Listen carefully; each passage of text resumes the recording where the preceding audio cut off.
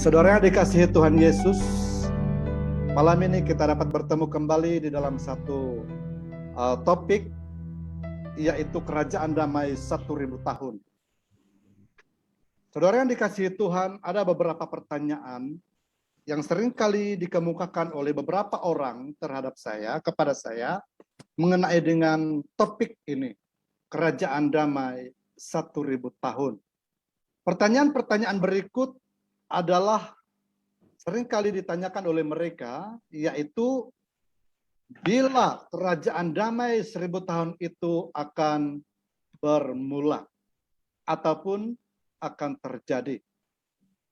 Yang kedua, kita yang diangkat bagaimana akhirnya.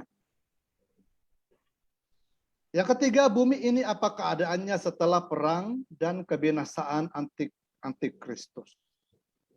Yang keempat, apakah masih ada kerajaan yang ada sekarang? Yang kelima, yang terakhir, siapa yang akan menjadi pemerintah untuk kerajaan 1000 tahun? Nah, saudaraku yang dikasihi Tuhan, 5 pertanyaan yang seringkali ditanyakan oleh orang-orang tertentu mengenai dengan kerajaan 1000 tahun. Nah, malam ini saudaraku yang dikasihi Tuhan, saya coba berikan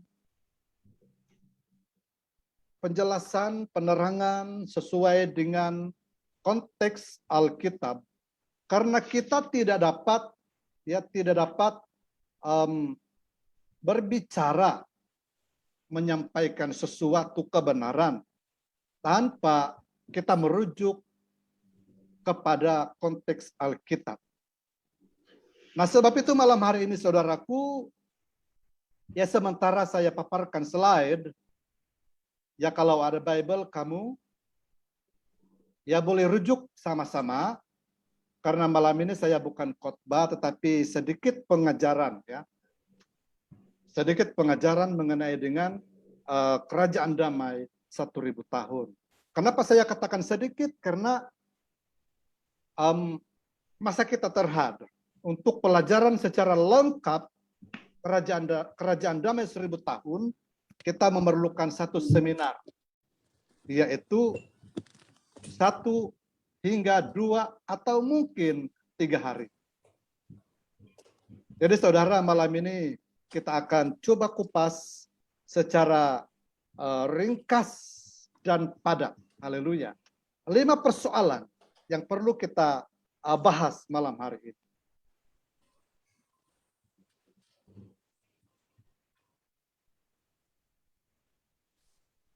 Kerajaan damai 1000 tahun akan bermula waktu orang-orang yang sudah diangkat dari bumi ke surga, dan di surga mereka selama 7 tahun. Minta tolong co-host elat orang-orang yang mau masuk, ya. Ada 3 orang sudah menunggu. Haleluya.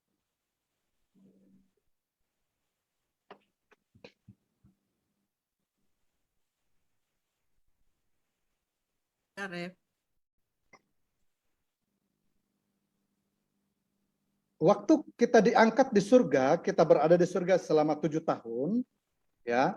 Dan selepas 7 tahun itu Yesus akan turun dari surga dan datang di bumi bersama-sama dengan orang-orang kudusnya. Sebagaimana yang saya kongsikan minggu lalu, di mana di dalam kitab Zakaria kata bahwa Yesus datang bersama dengan beribu-ribu orang kudusnya. Ya, beribu-ribu orang kudusnya, dan datang di bumi bukan lagi mengangkat. Kedatangan Tuhan yang kedua kali itu adalah untuk mengangkat gereja kembali ke surga, karena Anda dan saya berasal dari surga. Tetapi kedatangan Tuhan selepas 7 tahun itu, saudaraku, adalah untuk menghukum bumi dan segala isinya. Kedatangan Tuhan selepas 7 tahun itu, saudaraku, adalah untuk membersihkan bumi daripada semua kokotoran-kokotoran yang ditimbulkan oleh Antikris yang memerintah dunia dalam zaman kesusahan besar. Nah, mari kita lihat di dalam Wahyu 20 ayat 1-3. Lalu aku melihat seorang malaikat turun dari surga memegang anak kunci jurang maut dan suatu rantai besar di tangannya. Ia menangkap naga si ular tua itu, yaitu iblis dan setan, dan ia mengikatnya 1000 tahun lamanya. Lalu melemparkannya ke dalam jurang maut itu dan memeteraikannya ke atasnya, supaya ia jangan lagi menyesatkan bangsa-bangsa sebelum berakhir masa 1000 tahun itu. Kemudian daripada itu ia akan dilepaskan untuk sedikit waktu lamanya. Nah, saudaraku yang dikasihi Tuhan, kerajaan damai 1000 tahun itu bermula waktu Yesus turun dari surga bersama dengan Anda dan saya yang sudah masuk di dalam pengangkatan, ya, untuk membersihkan bumi pada masa itu. Nah, dikatakan di dalam Wahyu 20 ayat 1, lalu aku melihat seorang malaikat turun dari surga, memegang anak kunci jurang maut dan suatu rantai besar di tangannya. Yohanes, waktu dia berada di Pulau Patmos, dibuang negeri karena dia bersaksi tentang Yesus, dibuang negeri oleh kerajaan Romawi pada masa itu. Dia mengalami satu pertemuan dengan Yesus, ya, sehingga dia melihat suatu perkara yang begitu ajaib, yang begitu luar biasa.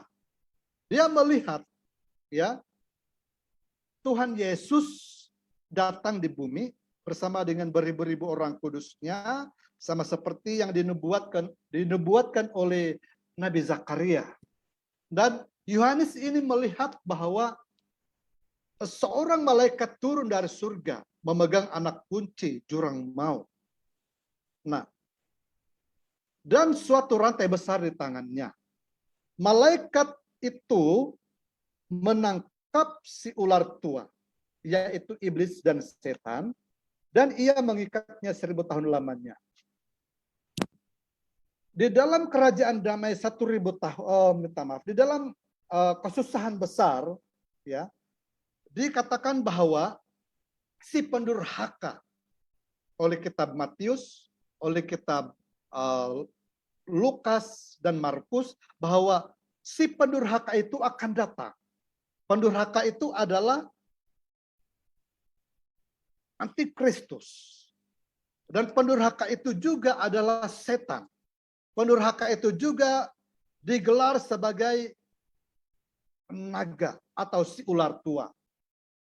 Pendurhaka juga adalah iblis, dan dia pakai wujud seorang manusia yang mempunyai pengaruh yang luar biasa pada masa itu. Dan ini saya sudah kongsikan minggu yang lalu. Nah, saudaraku yang dikasihi Tuhan, dalam zaman kesusahan besar, Antikristus menguasai seluruh dunia. Tidak ada lagi kerajaan-kerajaan yang ada sekarang. Ya, tidak ada lagi kerajaan yang ada sekarang di seluruh dunia. Hanya satu kerajaan, satu pemerintah, satu mata uang, satu agama.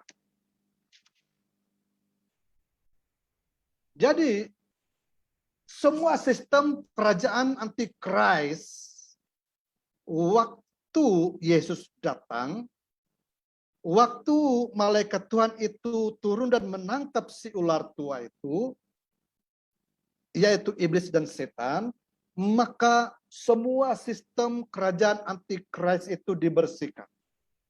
dibersihkan, dimusnahkan, sehingga tidak ada lagi sisa-sisanya. Tidak ada lagi sisa sistem 666. Tidak ada lagi sisa sistem pemerintahan, sistem ekonomi dunia yang dilambangkan oleh 666. Selepas si malaikat yang dari surga itu menangkap dan mengikatnya, lalu yang melemparkannya ke dalam jurang maut, memeteraikannya ke atasnya, supaya ia jangan lagi menyesatkan bangsa-bangsa sebelum berakhir masa 1000 tahun. Nah, selepas Antikris itu ditangkap, dirantai, dan dipenjarakan di dalam jurang maut, maka bermulalah suatu periode waktu untuk kerajaan damai 1000 tahun. Haleluya. Jadi saudaraku dikasihi Tuhan, kerajaan damai 1000 tahun itu dimulai selepas berakhirnya kesusahan besar, berakhirnya kekuasaan Antikris di muka bumi.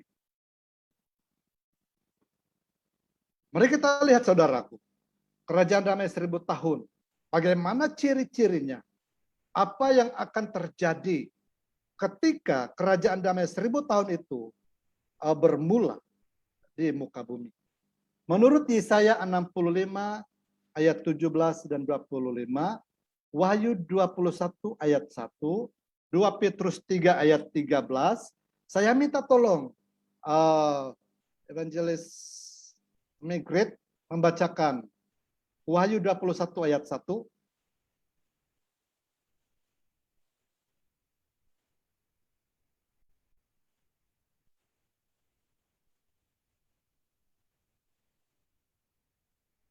Evangelis Megret. Wahyu 21 ayat 1 yang berbunyi, lalu saya melihat langit yang baru dan bumi yang baru. Langit pertama dan bumi pertama pun hilang, serta laut lenyap. Sekian. Baik, terima kasih. Nah, kalau dikatakan di dalam terjemahan yang lain, ya, saya akan bacakan dalam terjemahan yang lain.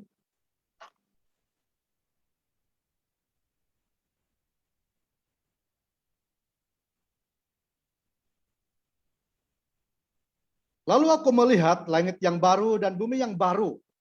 Sebab langit yang pertama dan bumi yang pertama telah berlalu, dan laut pun tidak ada lagi.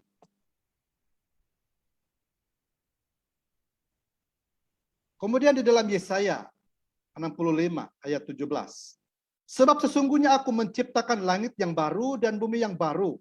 Hal yang dahulu tidak akan diingat lagi dan tidak akan timbul lagi dalam hati.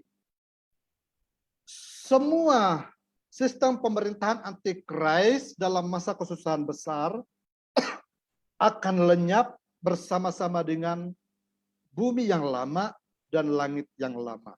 Tidak akan diingat-ingat lagi, kata Nabi Yesaya. Tidak akan ada orang yang mengingat-ingat lagi, ya.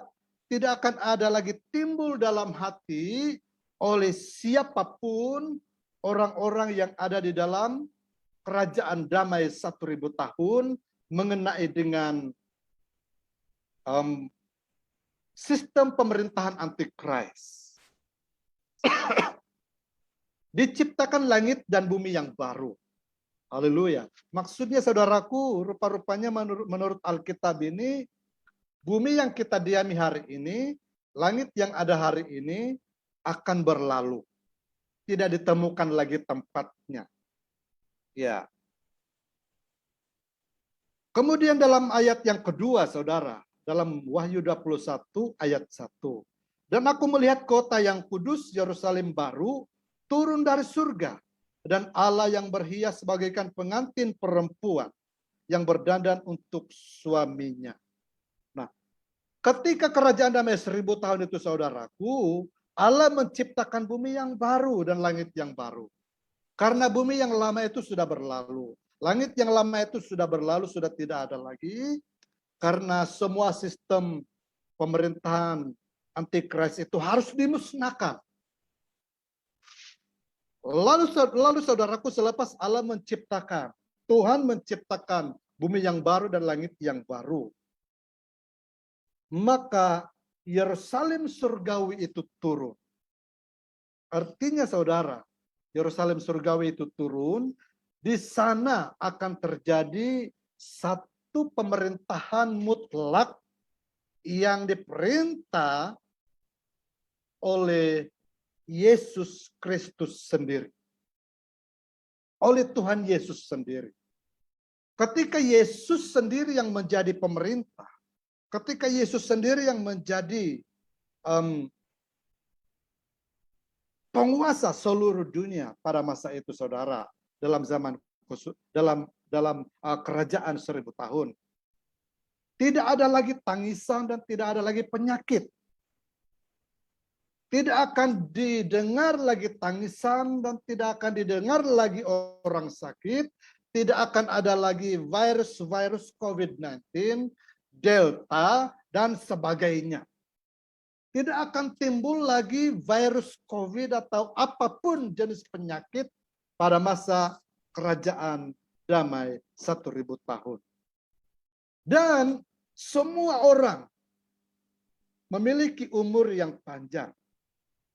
Bahkan saudaraku, orang-orang yang diangkat pada masa pengangkatan dan turun dari surga selepas 7 tahun itu, ya, yaitu Anda dan saya, amin.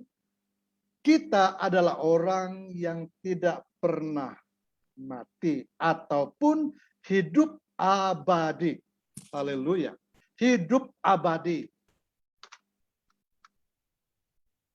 Dan orang-orang yang diberikan umur panjang ini, saudaraku, adalah orang-orang yang nanti saya akan jelaskan, ya. Saya akan jelaskan. Dan mendirikan rumah dan bercucuk tanam juga saya akan jelaskan. Tuhan menolong dengan cepat, setiap makhluk hidup dengan aman. Haleluya. Nah, lihat saudaraku gambarnya.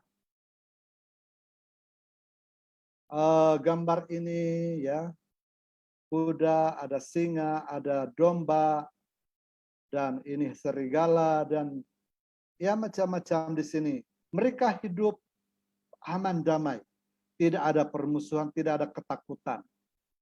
Tidak ada orang yang takut kepada binatang-binatang yang dikatakan binatang liar, binatang buas di bumi pada masa ini seperti singa, ya seperti serigala, dan sebagainya. Karena kenapa? Semua yang ada di dalam kerajaan damai 1000 tahun itu adalah di bawah kekuasaan pemerintahan Yesus Kristus. Mari kita melihat situasi waktu 1000 tahun, kerajaan 1000 tahun. Kerajaan 1000 tahun itu adalah kerajaan yang penuh dengan damai. Menurut Yesaya pasal 2 ayat 4.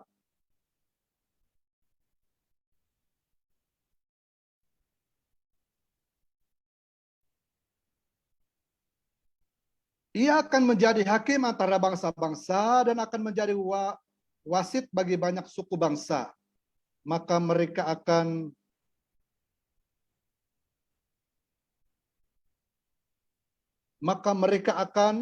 menempa pedang-pedangnya menjadi mata bajak, dan tombak-tombaknya menjadi pisau pemangkas. Bangsa tidak akan lagi mengangkat pedang terhadap bangsa, dan mereka tidak akan lagi belajar perang.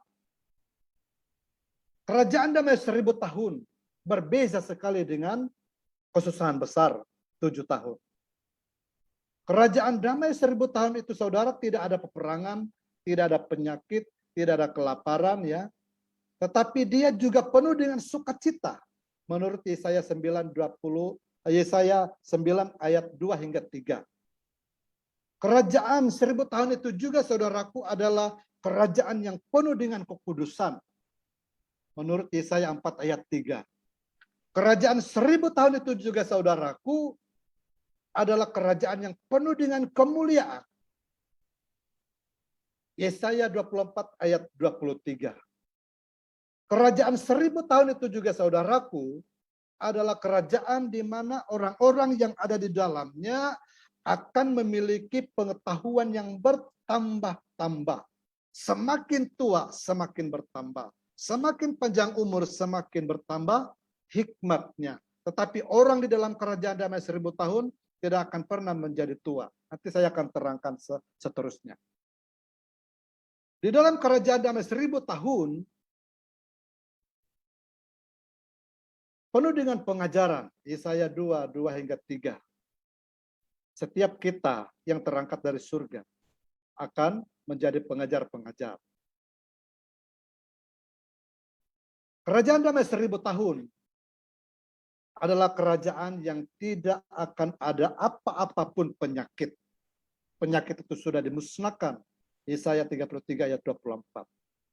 Kerajaan damai 1000 tahun adalah kerajaan yang tidak ada kecacatan baik jasmani maupun rohani.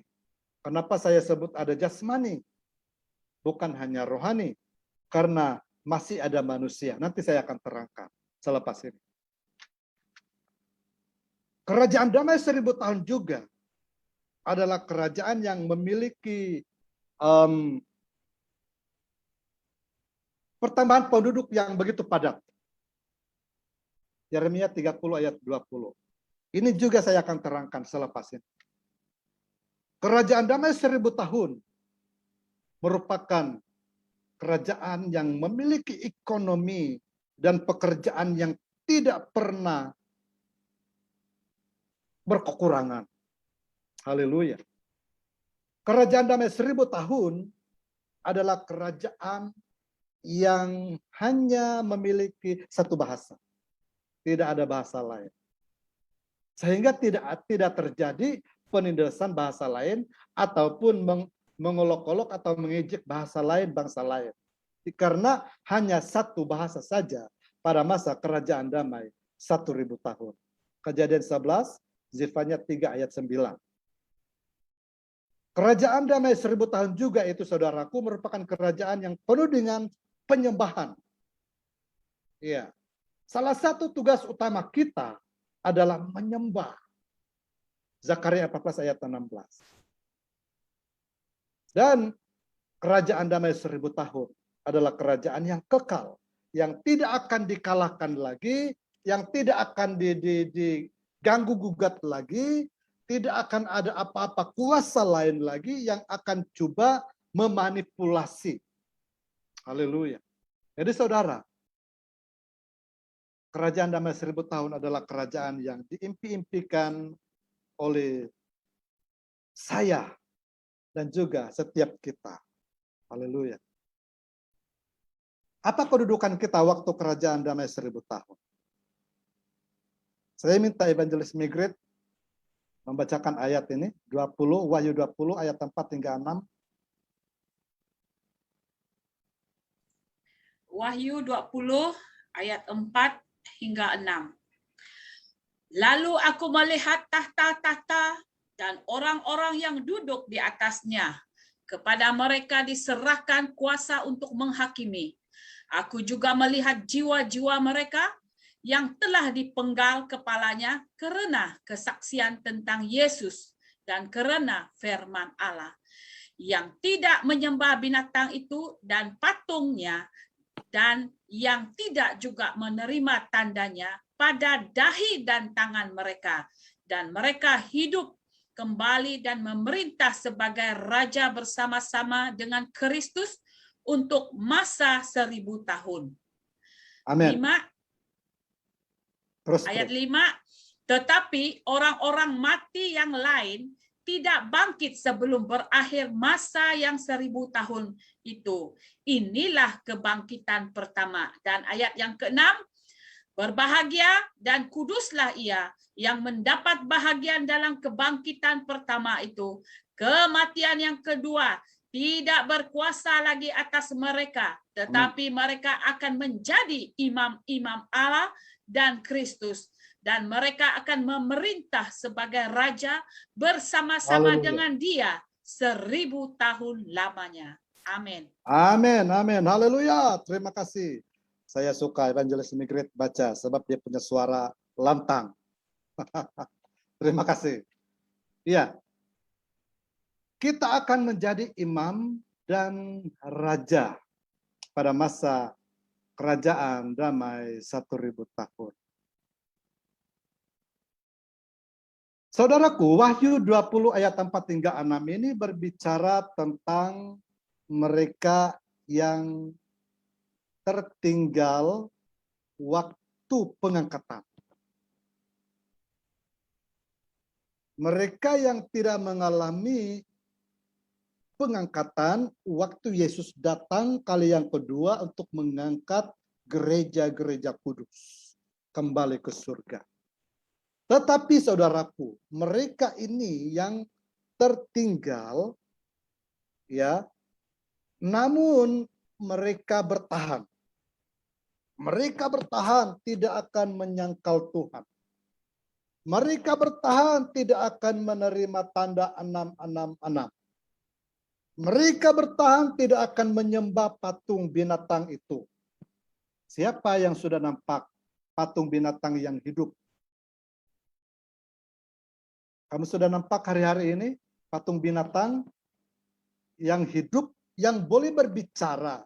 Karena patung binatang itu, saudaraku, dia menyerupai seperti manusia, manusia yang hidup. Ya, dan boleh berbicara, boleh juga melakukan mujizat. Jadi orang-orang yang tertinggal di bumi pada masa kesusahan besar itu, saudaraku, menganggap bahwa itu adalah Tuhan. Lalu mereka menyembah, menerima tanda 666. Tetapi orang lain yang tertinggal pada masa itu, yang memiliki iman seperti Stefanus. Nah, kenapa saya sebutkan Stefanus? Stefanus adalah salah satu murid Yesus yang sekalipun direjam mati, dia tidak menyangkal imannya terhadap Yesus. Nah, orang-orang yang tertinggal itu, saudaraku, yang disebutkan di dalam Wahyu 20 ayat 4 hingga 6 ini adalah mereka yang memiliki iman seperti Stefanus. Jadi itulah mereka yang tertinggal, memiliki iman yang kental, memiliki iman yang kuat. Haleluya. Jangan bilang Anda yang terangkat dari surga itu tidak punya iman yang kuat. Anda memang sudah memiliki iman yang kuat untuk mengalami pengangkatan. Tetapi orang lain yang tertinggal itu yang telah disebut di dalam Wahyu ini 20 ayat 4 hingga 6 adalah pribadi-pribadi yang memiliki iman yang kental ketika mereka melihat, menyadari, oh betul pula ini sudah terjadi, makanya saya harus sign mati. Orang kampung bilang sign mati. Tidak akan menyangkal Yesus. Tidak akan menolak Yesus. Sekalipun saya ditawarkan bermacam-macam kedudukan kemewahan, saya tidak akan menyangkal Yesus. Nah, mereka inilah, saudaraku, yang disebut sebagai martir ataupun mati syahid. Mereka akan masuk terus di dalam kerajaan damai 1000 tahun.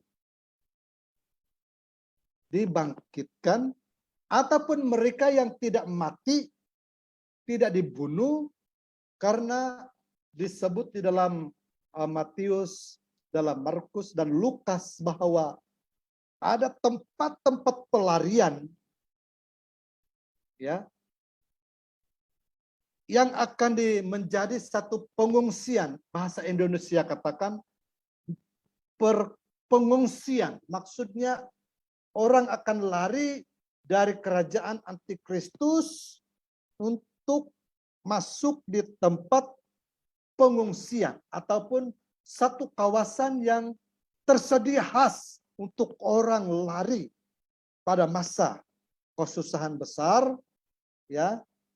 Dan di sana di tempat khusus itu mereka akan terus mengadakan satu persekutuan, mengadakan satu pertemuan, ya.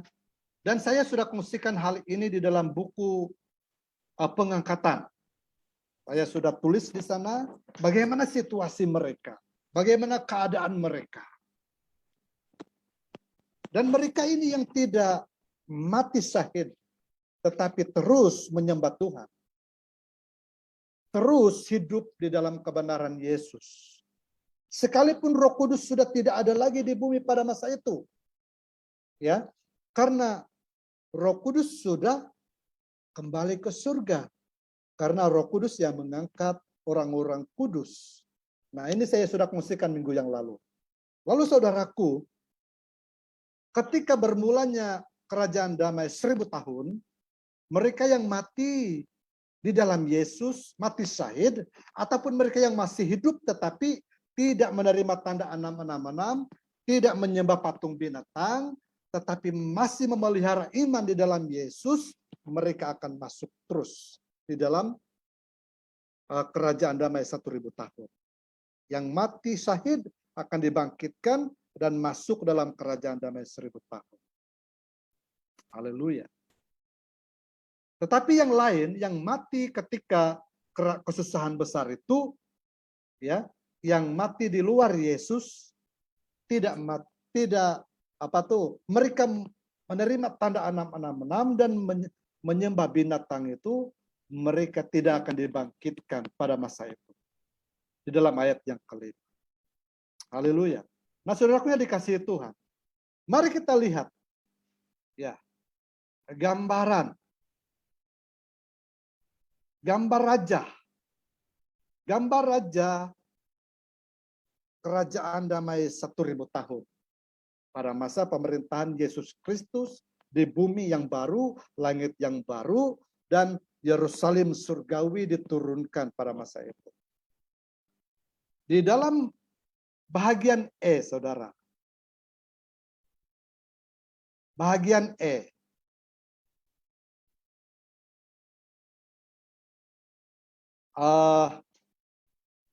Kedudukan bumi pada masa kerajaan damai 1000 tahun bukan seperti kalau dilukis secara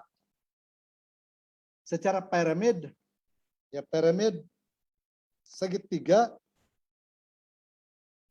itu tidak berapa sesuai. Tetapi kalau kita lukis seperti ini, di mana di dalam kurungan E itu merupakan kota raja, pusat pemerintahan kerajaan damai 1000 tahun. Dan di dalam kurungan E inilah di mana kota Yerusalem surgawi itu ditempatkan. Yesus berada di dalam kurungan E. Dan setiap orang yang menerima mahkota,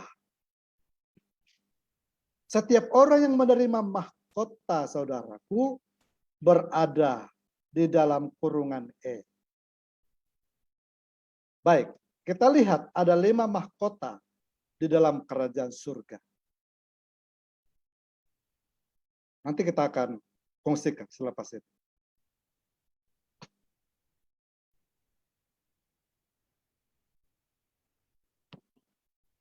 Waktu di dalam surga 7 tahun, orang-orang yang terangkat itu di sana, mereka masuk di dalam satu pengadilan Kristus.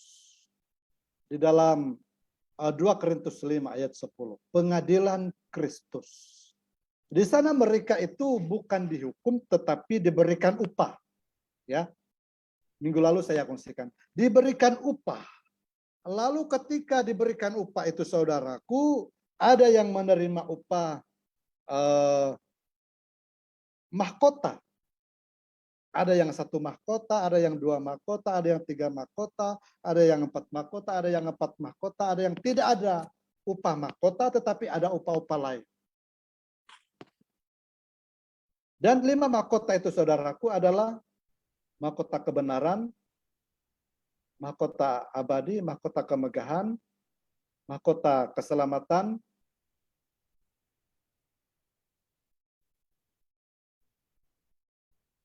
mahkota kehidupan. Ada 5 mahkota yang menanti kita di surga, saudara. Lalu, saudara, orang-orang yang menerima 5 mahkota itu menerima mahkota, ya, menerima mahkota. Biarpun 1 mahkota, engkau berada di dalam kurungan dan engkau akan menjadi pelayan-pelayan Tuhan. Engkau adalah raja, engkau adalah imam. Engkau akan memiliki otoritas yang besar. Dan saya ingin katakan bahwa setiap upah yang engkau terima waktu engkau berada di surga 7 tahun, itu akan dipakai di waktu kerajaan 1000 tahun. Dan setiap upah yang engkau terima waktu di surga 7 tahun itu akan menjadikan engkau punya kedudukan seperti itu. Kalau engkau diberikan mahkota, engkau adalah raja, engkau adalah pemerintah. Mungkin engkau dipercayakan 10 kota, engkau akan diberikan otoritas untuk memerintah 10 kota. Bukan hanya daerah, tetapi 10 negeri, 10 kota. Manakala, saudaraku, orang-orang yang ada di dalam kurungan B, di mana dikatakan di sini kota para orang kudus, di mana, saudaraku, orang-orang di sini adalah orang-orang yang diangkat juga, tetapi tidak ada upah mahkota.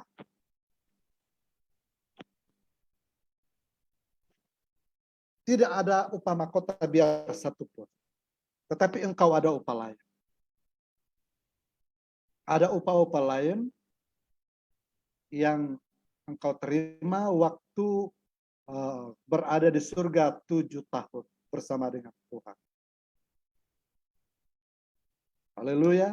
Dan upah-upah itu, yang lain itu, saudaraku, ya, kita dapat melihat secara terperinci dengan merujuk beberapa Alkitab. Nanti kita akan lihat sebentar ini.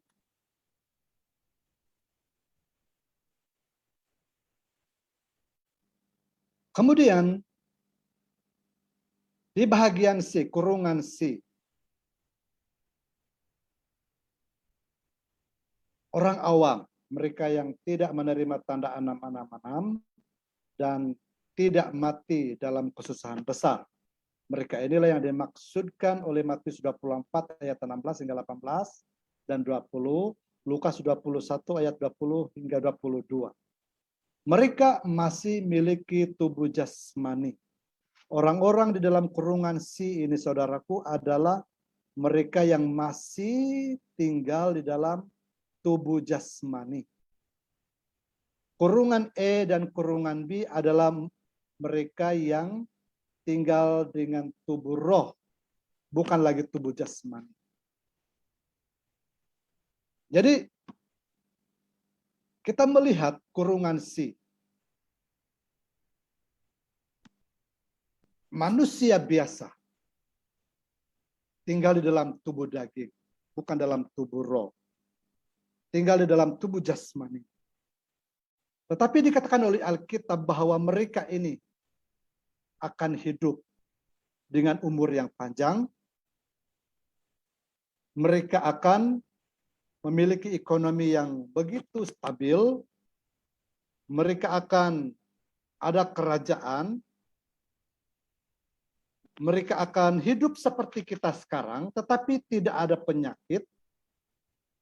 tidak ada kesusahan, tidak ada tangisan, tidak ada cemburu, tidak ada iri hati. Sekalipun mereka masih manusia biasa, hidup dalam tubuh jasmani. Tetapi mereka tidak ada pertengkaran, tidak ada rasa marah yang tidak dapat terkawal, dan pendek kata orang-orang yang tinggal di dalam kurungan si ini diperintah oleh orang-orang yang ada di dalam B dan E. Anda dan saya yang terangkat dari surga itu, saudaraku, akan masuk di tempat ini. Kita yang berada di B, yang di E, boleh masuk di kawasan C. Dikatakan bahwa kita akan menjadi pengajar.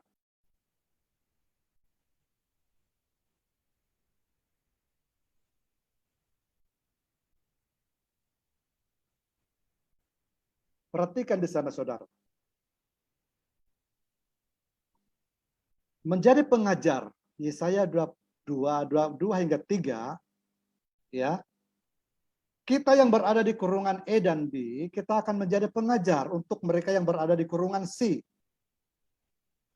Sebab itu pengetahuan mereka yang di kurungan C adalah bertambah dengan begitu cepat karena orang-orang yang hidup dalam roh yang menjadi guru mereka bukan manusia biasa. Orang-orang yang tinggal di dalam kurungan C tidak ada cacat jasmani dan juga rohani.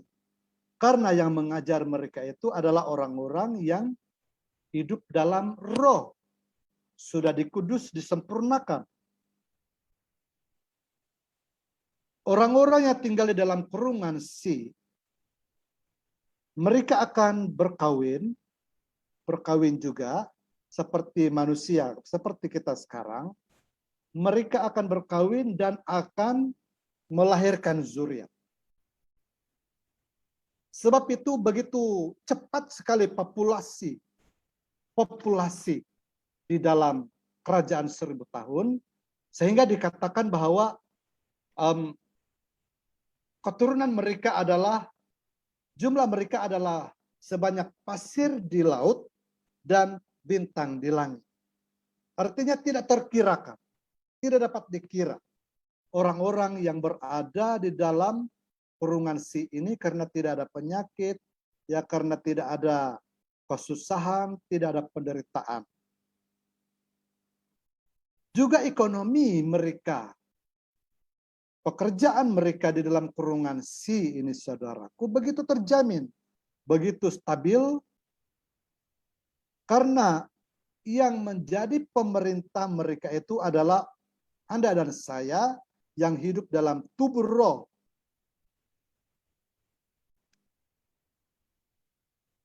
Mereka yang ada di dalam kurungan si juga memiliki satu bahasa saja. Tidak ada lagi bahasa dusun, tidak ada lagi bahasa rungus, tidak ada lagi bahasa kadazan, tidak ada lagi bahasa India, Lun Bawang, tidak ada lagi bahasa Murut, Cina, Melayu, bahasa orang putih, Korea, Jepun. Tidak ada lagi karena hanya satu bahasa dalam kerajaan damai 1000 tahun. Dan mereka yang berada di dalam kurungan si juga itu, saudaraku, mereka boleh menyembah dengan satu penyembahan. Penyembahan mereka itu satu roh, satu penyembahan mereka kepada Yesus. Haleluya. Nah,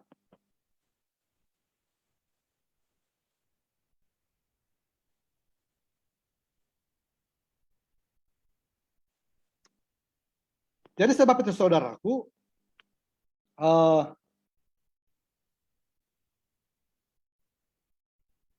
orang yang berada di kurungan B dan kurungan E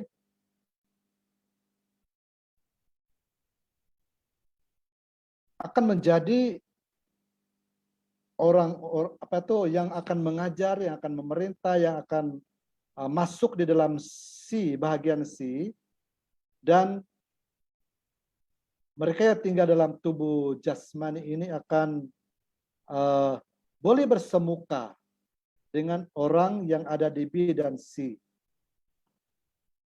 Karena Yesus yang menjadikannya. Tetapi mereka yang berada di kurungan C ini, mereka tidak dapat masuk di dalam kurungan B dan kurungan E. Karena mereka masih dalam tubuh jasmani, belum dimuliakan, belum disempurnakan.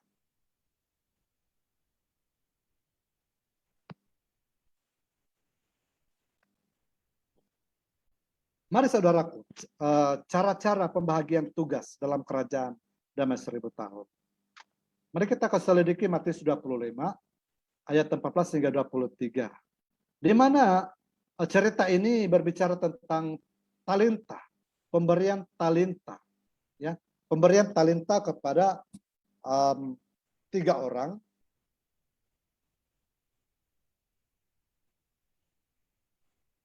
Satu orang diberikan 5 talenta, mendapat 5 talenta sebagai untung. Yang 2 orang yang lain itu diberikan 2 talenta dan mendapat 2 talenta. Manakala yang satu lagi itu saudaraku diberikan 1 talenta, tetapi yang 1 orang itu dia sembunyikan. Dia sembunyikan, dia kasih tanam karena dia takut talentanya akan diambil.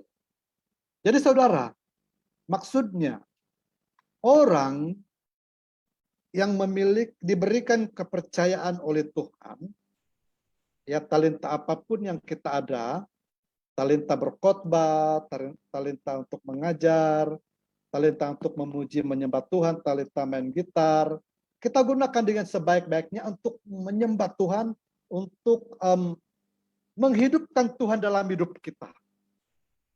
Menjadikan Tuhan yang utama dalam hidup kita. Kita gunakan talenta kita itu, biarpun 1 talenta, 2 talenta, 5 talenta, kita gunakan untuk kemuliaan Tuhan. Saudara, itu akan dicatat oleh malaikat surga, ya, dan disimpan di dalam 1 buku diary. Bukan buku kehidupan, tetapi ada 1 buku disebut oleh kitab Wahyu, ada buku yang lain. Dan dibuka juga buku kitab-kitab yang lain, yaitu di mana kitab-kitab yang lain itu adalah tempat untuk menulis, mencatat setiap perbuatan benar kita, setiap perbuatan baik kita untuk Tuhan. Jadi saudara, semua itu akan disimpan, dan ketika kita berada di surga 7 tahun, ketika diangkat dan berada di hadapan takhta pengadilan Kristus, buku-buku yang lain itu akan dibuka dan dibaca perbuatan-perbuatan baik kita, perbuatan iman kita, perbuatan-perbuatan kasih kita. Itu akan nyata dan akan diberikan upah kepada kita. Haleluya. Nah, sebab itu setiap upah yang diterima waktu di surga 7 tahun itu akan menentukan kedudukan, peranan, dan kuasa kita waktu dalam kerajaan damai 1000 tahun. 5 mahkota yang disediakan oleh Tuhan untuk kita terima ialah mahkota abadi. 1 Korintus 9 ayat 25. Mahkota yang kedua adalah mahkota kehidupan. Wahyu 2 ayat 10. Mahkota yang ketiga adalah mahkota kebenaran. 2 Timotius 4 ayat 8. Mahkota yang keempat adalah mahkota kemuliaan, Ibrani 2 ayat 7, dan mahkota kemegahan, 1 Tesalonika 2 ayat 19. Nah saudara, Setiap mahkota, setiap jenis mahkota itu memiliki makna tertentu, memiliki maksud tertentu.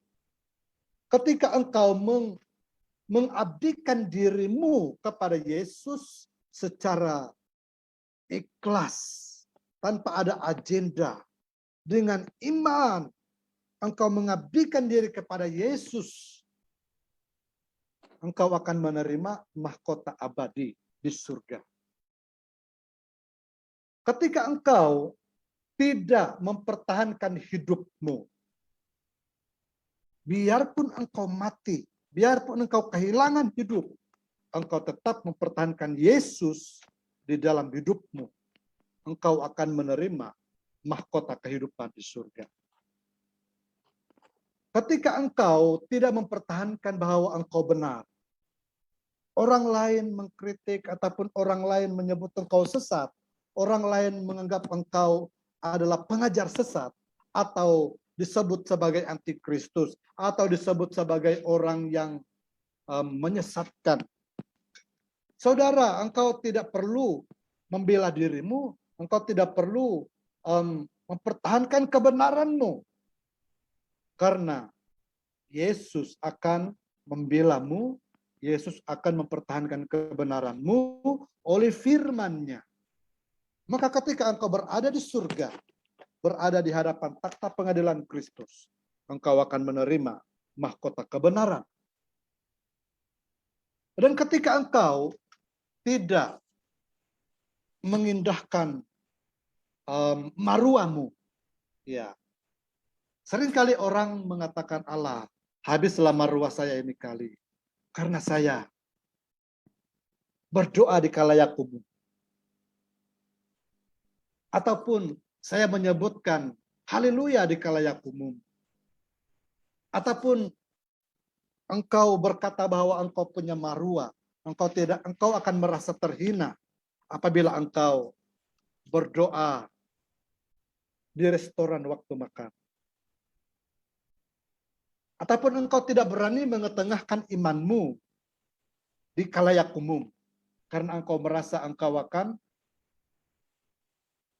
jatuh maruah. Tetapi ketika engkau tidak peduli tentang maruahmu, ketika engkau tidak peduli tentang statusmu, siapapun engkau, apakah engkau seorang pendeta, apakah engkau seorang pastor, apakah engkau seorang pegawai tinggi kerajaan, apakah engkau seorang berpangkat yang tinggi, ya, di dalam kerajaan, engkau tidak hiraukan siapa dirimu, tetapi engkau mau memuliakan Yesus dalam hidupmu, sekalipun di kalayak umum. Waktu di surga, di hadapan pengadilan takhta Kristus, engkau akan diberikan mahkota kemuliaan. Haleluya. Mahkota yang lain, yang kelima, mahkota kemegahan. Ini khusus untuk para hamba Tuhan. Hamba-hamba Tuhan, mahkota kemegahan. Di mana Yesus bermegah dengan orang-orang yang dimenangkan, jiwa-jiwa yang dimenangkan.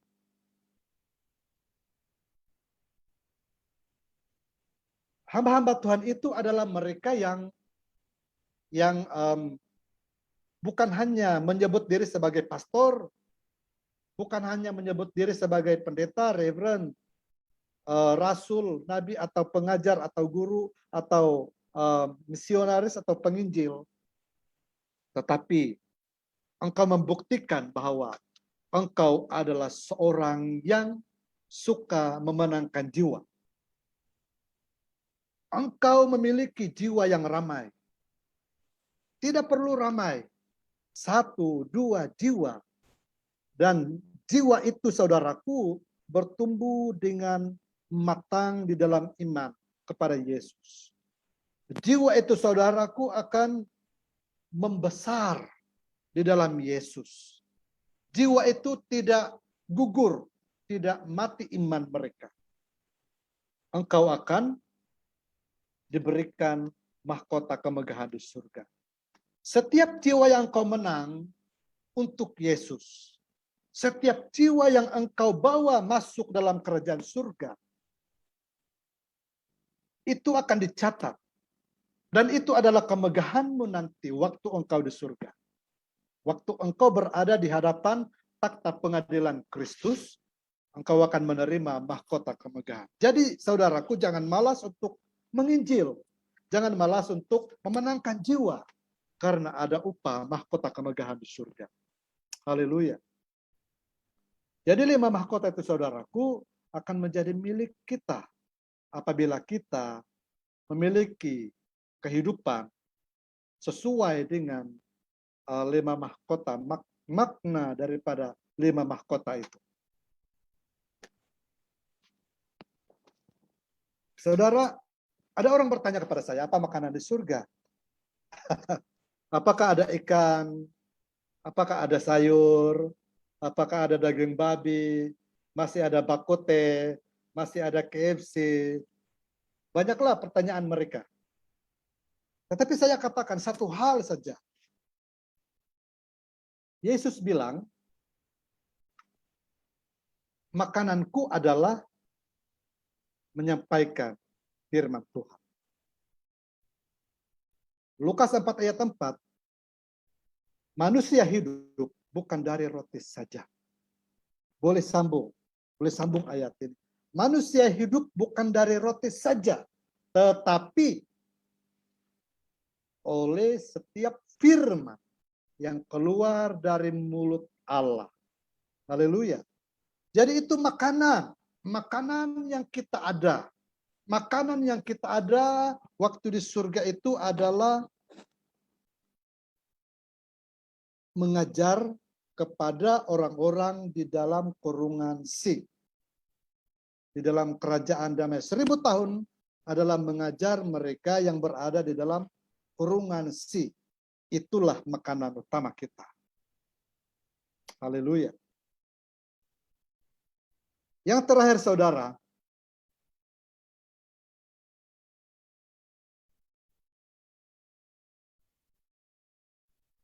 selepas kerajaan damai 1000 tahun, seperti yang kita baca di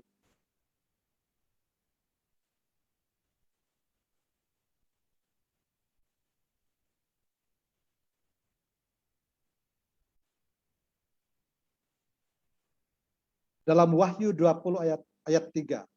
Lalu melemparkannya ke dalam jurang maut itu dan memeteraikannya ke atasnya, supaya ia jangan lagi menyesatkan bangsa-bangsa sebelum berakhir masa 1000 tahun itu. Kemudian daripada itu, ia akan dilepaskan untuk sedikit waktu lamanya. Selepas berakhirnya kerajaan 1000 tahun, setan ini yang dirantai dan dipenjarakan di dalam jurang maut, itu akan dilepaskan. Waktu dia dilepaskan, dia akan menyesatkan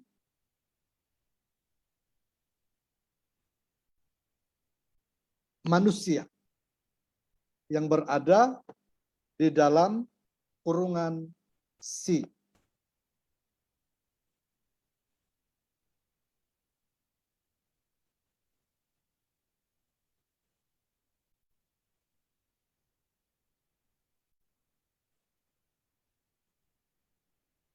Nah, saudara, waktu si iblis itu dilepaskan daripada jurang maut, jurang neraka, dia akan masuk dan menyesatkan manusia-manusia yang ada di dalam kurungan si.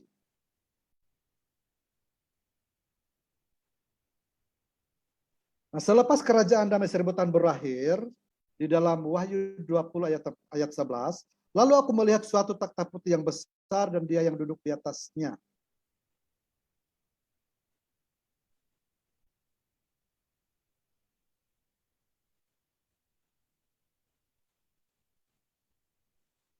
Minta maaf, dalam Wahyu 20 ayat 7 sampai 10. Wahyu pasal 20 ayat 7 sampai 10. Dan setelah masa 1000 tahun itu berakhir, iblis akan dilepaskan dari penjaranya, dan ia akan pergi menyesatkan bangsa-bangsa pada keempat penjuru bumi, yaitu Gog dan Magog, dan mengumpulkan mereka untuk berperang, dan jumlah mereka sama dengan banyaknya pasir di laut. Maka naiklah mereka ke seluruh dataran bumi, lalu mengepung perkemahan tentara orang-orang kudus dan orang-orang yang dikasihi itu.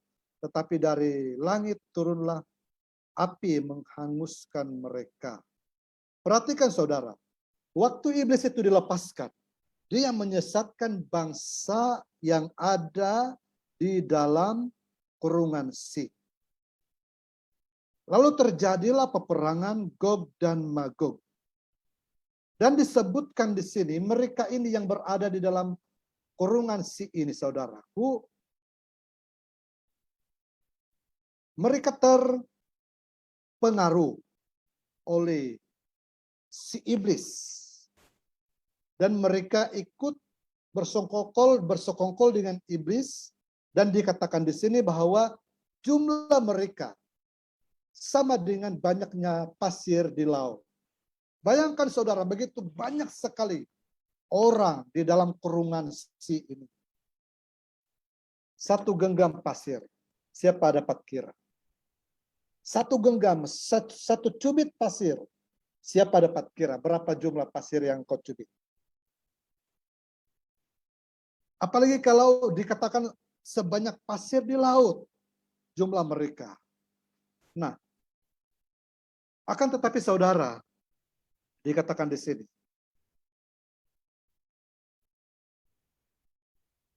tetapi dari langit turunlah api menghanguskan mereka. Dan iblis yang menyesatkan mereka dilemparkan ke dalam lautan api dan belerang, yaitu tempat binatang dan nabi palsu itu, dan mereka disiksa siang malam sampai selama-lamanya. Nah, saudaraku, mereka yang disesatkan oleh iblis selepas kerajaan damai 1000 tahun itu, mereka dilemparkan di dalam lautan api dan belerang, di mana iblis dan kuncu-kuncunya sudah duluan dilemparkan, dimasukkan di dalam lautan api dan belerang. Kemudian orang yang bersekongkol dengan iblis itu dilemparkan di dalam lautan api dan belerang. Dan ini merupakan kematian, penyiksaan terakhir, saudara. Permulaan kehidupan kekal dalam kematian, dalam penyiksaan maksud saya. Selepas kerajaan 1000 tahun, permulaan satu kehidupan yang sangat nyata, yaitu hidup dalam damai yang kekal. Manakala di dalam ini, lautan api dan belerang adalah permulaan kehidupan dalam siksaan api belerang yang kekal, tidak akan pernah padam. Jadi saudara, kesimpulannya,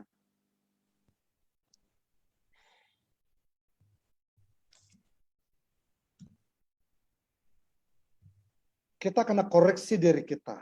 2 perkara untuk bisa diangkat.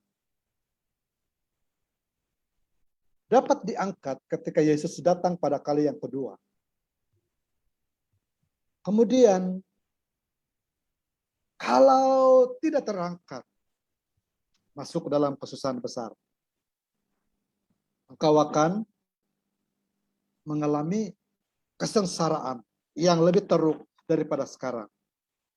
Apakah engkau mampu menjadi martir seperti yang disebut di dalam Wahyu 20 ayat 4 hingga 6? Memiliki iman seperti Stefanus, biarpun mati tidak menyangkal Tuhan. 2 perkara yang perlu kita pastikan.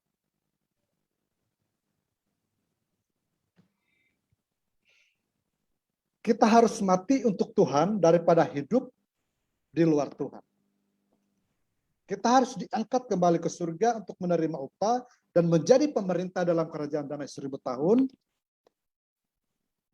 daripada masuk di dalam kurungan menjadi manusia biasa yang belum disempurnakan, sekalipun di dalam mengalami pemerintahan kerajaan damai 1000 tahun, tetapi akhirnya akan dipengaruhi oleh setan.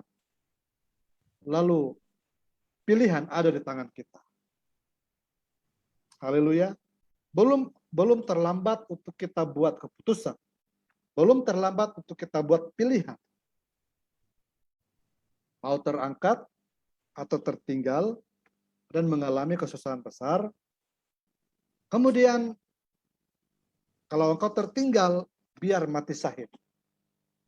Mati syahid jangan menyangkal Tuhan.